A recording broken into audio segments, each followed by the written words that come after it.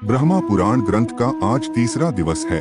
लोमहर्षण जी मुनि के प्रश्नों का उत्तर देते हुए कहते हैं, प्रकृति से महत्तत्व, महत्तत्व से अहंकार तथा अहंकार से सब सूक्ष्म भूत उत्पन्न हुए। भूतों के जो भेद हैं, वे भी उन सूक्ष्म भूतों से ही प्रकट हुए हैं।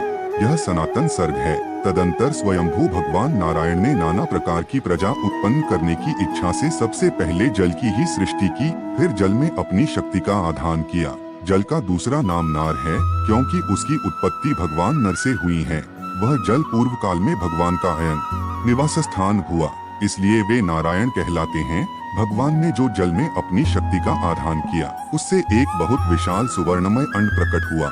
उसी में स्वयंभू ब्रह्मा जी उत्पन्न हुए, ऐसा सुना जाता है। सुवर्ण के समान कांतिमान भगवान ब्रह्मा ने 1 वर्ष तक उस अंड में निवास करके उसके 2 टुकड़े कर दिए। फिर एक टुकड़े से ध्रुलोक बनाया और दूसरे से भूलोक। उन दोनों के बीच में आकाश रखा।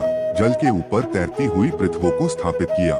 फिर 10 दिशाएं निश्चित की, साथ ही काल, मन, वाणी, काम, क्रोध और रति की सृष्टि की। इन भावों के अनुरूप सृष्टि करने की इच्छा से ब्रह्मा जी ने 7 प्रजापतियों को अपने मन से उत्पन्न किया।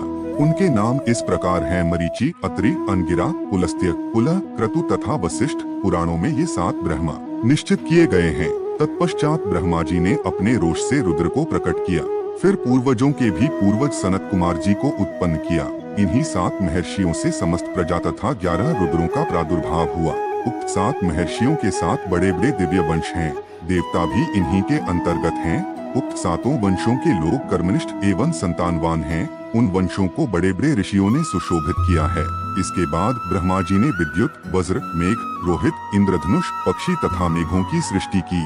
फिर यज्ञों की सिद्धि के लिए उन्होंने ऋग्वेद, यजुर्वेद तथा सामवेद प्रकट किए। तदंतर साध्य देवताओं की उत्पत्ति बताई जाती है।